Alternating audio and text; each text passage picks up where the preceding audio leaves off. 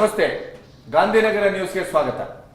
ಇವತ್ತಿನ ನಮ್ಮ ಬೇರೆ ಬೇರೆ ಸುದ್ದಿಗಳನ್ನ ಮತ್ತು ಅದರ ವಿಶ್ಲೇಷಣಾತ್ಮಕ ರೀತಿಗಳಿಗೆ ಹೋಗುವ ಮೊದಲು ಒಂದು ಅಜಯ್ ರಾವ್ ಬಗ್ಗೆ ನಮಗೆ ಒಂದು ಹೇಳಲೇಬೇಕಾದಂಥ ಸುದ್ದಿ ಇದೆ.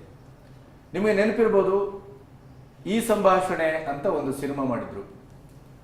ಅವರು ಇವತ್ತು ಕೇಬಲ್ ರಾಜ ಅಂತ ಒಂದು ಸಿನಿಮಾವನ್ನ ಮಾಡ್ಕೊಂಡು ಹೋಗಿದ್ದು. ರಾಜಶೇಖರ್ ಅಂತ ಅವ್ರ ಹೆಸರು, ನಿರ್ದೇಶಕ.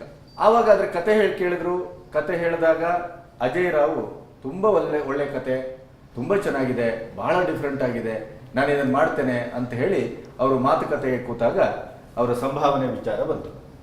ಸಂಭಾವನೆ ವಿಚಾರ ಬಂದಾಗ ಅವರು 54 ಲಕ್ಷ ಕೇಳಿದ್ರು. 54 ಲಕ್ಷ ಕೇಳಿದಾಗ ರಾಜಶೇಖರ್ ಹೇಳ್ತಾರೆ, ಸರ್ ನಿಮಗೆ 34-35 ಲಕ್ಷ ಇರೋದಲ್ವಾ, 54 ನಮ್ಗೆ ಕೊಡ್ಲಿಕ್ಕೆ ಕಷ್ಟ ಆಗುತ್ತೆ ಅಂತ. ಕೊನೆಗೆ ನೆಗೋಷಿಯೇಟ್ ಆಗಿ 40 ಲಕ್ಷಕ್ಕೆ ಈ ಕೇಬಲ್ ರಾಜ ಸಿನಿಮಾಕ್ಕೆ ಈ ಸಂಭಾಷಣೆಯ ನಿರ್ದೇಶಕ ರಾಜಶೇಖರ್ ಅವರಿಗೆ ಅಜಯ್ ರಾವ್ ಒಪ್ಕೊಳ್ತಾರೆ.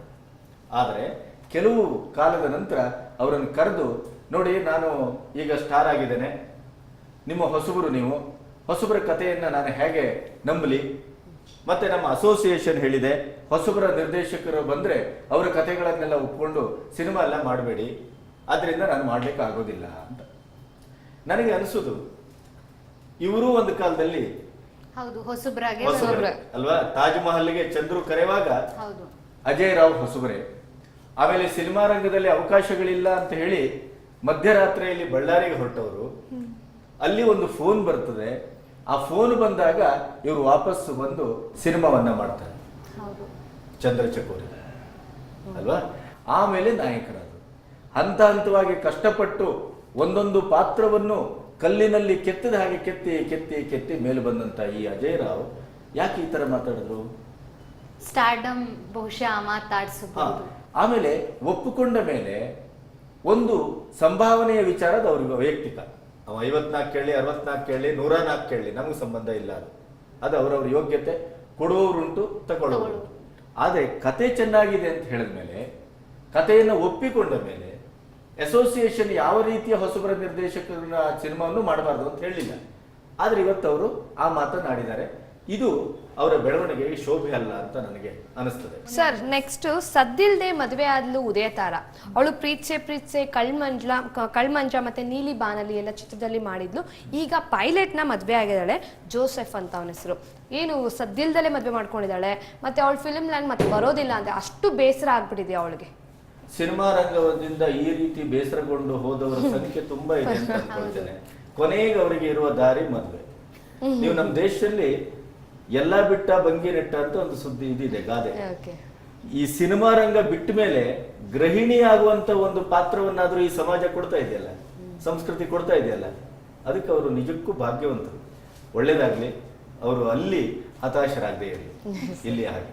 ಮತ್ತೆ ನಾಳೆ AP ಅರ್ಜುನ್ ಅವರ ಅದ್ಧೂರಿ ಚಿತ್ರ ರಿಲೀಸ್ ಆಗ್ತದೆ. ಸಾಂಗ್ಸ್ ಅಂತೂ ಸೂಪರ್ ಡೂಪರ್ ಹಿಟ್ ಆಗಿದೆ. ಆದ್ರೆ ಈ ಒಂದು ಸಾಂಗ್ ಕೇಳಿದ್ದೀರಾ ಸರ್ ನೀವು?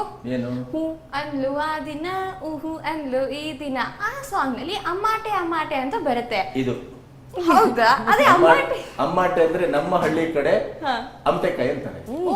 ಅಂದ್ರೆ ಏನೋ ನಿನ್ಗೊಂದು ಕೊಡ್ತೇನೆ ಅಂತ ಹೇಳ್ತಾ ಕೊಡುದಿಲ್ಲ ಅಂತ ಹೇಳೋದಕ್ಕೆ ಹೀಗೆ ಮಾಡುದು. ಇದು ಒಂದು ಮಕ್ಕಳು ಬಳಸುವಂತ ಭಾಷೆ, ಇದು ಸನ್ನೆ. ಈ ಸಿನಿಮಾದ ಹಾಡು ಕೇಳಿದಾಗ ನನಗೆ ಪಕ್ಕ ಇದು ಹೊಳೆಯುವ ಮೊದಲು ತಮಿಳಿಂದ ಯಾವ್ದೋ ಹಾಡಿರ್ಬೇಕು ಅಂತ ಅನಿಸ್ತು.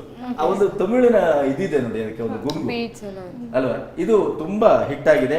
ಯೂಟ್ಯೂಬ್ ಅಲ್ಲಿ ಅದ್ಧೂರಿ ಸಿನಿಮಾದ ಈ ಹಾಡನ್ನೇ ಈ ಹೊತ್ತಿನವರೆಗೆ 21,000 ಹಿಟ್ಸ್ಗಳು ಬಂದಿದೆ ಅವರಿಗೆ. ಒಟ್ಟು ಈ ಇದರ ಟ್ರೈಲರು ಮತ್ತು ಅಮ್ಮಾಟೆ ಎಲ್ಲವನ್ನೂ ಸೇರಿ 50,000 ಹಿಟ್ಸು ಈ ಹೊತ್ತು ಬಂದಿದೆ. ಆಮೇಲೆ ಈ ಹಾಡು ಹಿಟ್ಟಾದ ರೀತಿಗೆ ಇದೆಲ್ಲದಕ್ಕೂ ನಾವು ಗಮನಿಸಿದಾಗ, ಮೊನ್ನೆ ಪ್ರೆಸ್ ಮೀಟ್ ಅಲ್ಲೂ ಬಹಳ ಕಂದಿದ್ರು ಅರ್ಜುನ್, ಬಹಳ ಎದೆಗುಂದದ ಹಾಗಿತ್ತು. ಅಂದ್ರೆ ಒಳ್ಳೆ ಸಿನಿಮಾ ಮಾಡುವ ಕಾರಣಕ್ಕಾಗಿ ಅವರು ಆರ್ಥಿಕವಾಗಿ ತುಂಬಾ ಕಷ್ಟವನ್ನು ಅನುಭವಿಸಿದ್ದಾರೆ. ನಿರ್ಮಾಪಕರು ಮತ್ತೆ ಇಬ್ಬರು ಮೂವರು ಸೇರ್ಕೊಂಡ್ರು. ಬಿಡುಗಡೆಯಲ್ಲೂ ತುಂಬಾ ಟೆನ್ಷನ್ ಅನ್ನ ಅವರು ಅನುಭವಿಸಿದ್ದಾರೆ. ಇದೆಲ್ಲದರ ಮಧ್ಯೆ ಅದು ಒಂದು ಸುಖ ಪ್ರಸವ ಆಗಲಿ ಅಂತ ನಾವು ಹಾರೈಸೋಣ. ಯಾಕಂದ್ರೆ ಅರ್ಜುನ್ ತುಂಬಾ ಒಳ್ಳೆಯ ನಿರ್ದೇಶಕ, ಅಂಬಾರಿ ಅಂತ ಸಿನಿಮಾ ಕೊಟ್ಟವನು. ಅವನು ವಯಸ್ಸಿಗೆ ಮೀರಿದ ಒಂದು ಮೇಧಾವಿತನ ಅವನಿಗಿದೆ. ಮತ್ತೆ ಕನ್ನಡ ಚಿತ್ರರಂಗಕ್ಕೆ ಅರ್ಜುನ್ನ ಸಿನಿಮಾ ಗೆಲ್ಲಬೇಕಾದಂತ ತೀರ ಜರೂರತ್ತಿದೆ. ಹಾಗಾಗಿ ಅದ್ದೂರಿ ಸಿನಿಮಾ ನಾಳೆ ರಾಜ್ಯಾದ್ಯಂತ ಬಿಡುಗಡೆ ಆಗ್ತಾ ಇದೆ. ಅವ್ರಿಗೆ ಒಳ್ಳೇದಾಗ್ಲಿ, ಈ ಜನ ಅವರನ್ನ ಪ್ರೀತಿಯಿಂದ ಹರಿಸಿ ಗೆಲ್ಲಿಸ್ಲಿ. ಹೌದು ಹೇಳಿ. ಸರ್, ಮತ್ತೊಂದು ನ್ಯೂಸ್. ಡರ್ಟಿ ಪಿಕ್ಚರ್ ನಲ್ಲಿ ನಜೀರುದ್ದೀನ್ ಶಾ ಮಾಡಿದ ಪಾತ್ರವನ್ನ ಪಾರ್ಥಿಪನ್ ಅನ್ನೋ ತಮಿಳಿನ ನಟನ್ನ ಸಂಪರ್ಕಿಸಲಾಗಿದೆ ಅಂತೆ. ಆ ಒಂದು ಪಾತ್ರಕ್ಕೆ ಪಾರ್ಥಿವನ್ ಮಾಡ್ಲಿ ಅಂತ. ಸೊ ಇದು ಒಂದು ಬೆಳವಣಿಗೆ ಡರ್ಟಿ ಪಿಕ್ಚರ್ದು. ಸೊ ಆಗಿಂದಾಗೆ ಡರ್ಟಿ ಪಿಕ್ಚರ್ ವಿಷಯ ಬಂದಾಗ ಮತ್ತೊಂದು ಹೇಳಬೇಕು. ಈಗ ಮೊನ್ನೆ ನಮ್ಮ ಇದೇ ವೇದಿಕೆಯಲ್ಲಿ ಬಂದರು ಅವರ ನಿರ್ಮಾಪಕರು ಮತ್ತು ನಟ, ತಂದೆ ಮಗ ಸಿಲ್ಕ್ ಸ್ಮಿತಾಗಿಗೂ ಆ ಮೂಲ ಕಥೆಗೂ ನಮ್ಮ ಈ ಕಥೆಗೂ ಯಾವುದೇ ಸಂಬಂಧ ಇಲ್ಲ ಅಂತ. ಆದ್ರೆ ಇಲ್ಲೊಂದು ಟ್ಯಾಗ್ ಲೈನ್ ಹಾಕ್ತಾರೆ ಅವರು, ಸಿಲ್ಕ್ ಸಖತ್ ಹಾಟ್ ಮಗ ಅಂತ. ಅದ್ರ ಜೊತೆಗೆ ಮುಹೂರ್ತ ಆದಾಗ ಅಲ್ಲಿ ಸಿಕ್ಕಾಬಿಟ್ಟೆ ದೊಡ್ಡ ದೊಡ್ಡ ಕಟೌಟ್ಸ್ ಅನ್ನ ಹಾಕಲಾಗಿತ್ತು ಸಿಲ್ಕ್ ಸ್ಮಿತಾ ಅಂತ. ನನಗೆ ಅನ್ನಿಸ್ತದೆ ಈ ಸಿಲ್ಕ್ ಸ್ಮಿತಾ ಇದ್ದಾಳೆ ಅಂತ ಹೇಳ್ಕೊಂಡು ಡರ್ಟಿ ಬಂತು, ಇಲ್ಲ ಅಂತ ಹೇಳ್ಕೊಂಡು ಕನ್ನಡದ ಡರ್ಟಿ ಯಾಕೆ ಬರ್ಬೇಕು? ಇದ್ದದನ್ನ ಇದ್ದಾಗ ಹೇಳ್ಬೋದಲ್ಲ. ಆಮೇಲೆ ಅದು ಅವ್ರಿಗೆ ಪ್ಲಸ್ ಪಾಯಿಂಟ್ ಆಗತ್ತೆ. ಅದು ಸಿಲ್ಕ್ ಅಲ್ಲ ಅನ್ನೋ ಕಾರಣಕ್ಕಾಗಿ ಆ ಸಿನಿಮಾಕ್ಕಿರುವ ಕ್ರೇಜು ಕಡಿಮೆನೂ ಆಗ್ಬೋದು. ಸಿಲ್ಕ್ ಇಡೀ ಸಿನಿಮಾವನ್ನ ಹೊತ್ತು ಸಾಕ್ತಾಳೆ ಅನ್ನೋದಕ್ಕೆ ಡರ್ಟಿ ಸಾಕ್ಷಿ. ಇದು ಈ ಒಂದು ಗೊಂದಲ ಗಾಂಧಿನಗರದಲ್ಲಿ ಇದೆ. ಇಷ್ಟೆಲ್ಲ ಮಾತಾಡುವ ಮೊದಲು ನಮ್ಮ ಸ್ಟುಡಿಯೋಕ್ಕೆ ಆಗಲೇ ನಾವು ಭಾವನಾ ಅವರು ಬಂದು ಕೂತಿದ್ದಾರೆ. ಭಾವನಾ ಭಾಗೀರಥಿಯ ಮೂಲಕ ಗೆದ್ದಿದ್ದಾಳೆ. ಭಾಗೀರಥಿಯಾಗಿ ಭಾವನಾ ತುಂಬಾ ಜನರಿಗೆ ಗುತ್ತು ಆಗಿದ್ದಾಳೆ, ಮಾತಾಡಿದಾಳೆ, ಅವಳು ತಾನೇನು ಪಾತ್ರ ಮಾಡಿದೆ ಅಂತ ಹೇಳ್ಕೊಂಡಿದ್ದಾಳೆ. ಆದರೆ ಭಾವನಾ ಬಾಂಬೆಗೆ ಹೋದಾಗ ತುಂಬಾ ಗಾಸಿಪ್ಗಳು ಹುಟ್ಟಿದವು.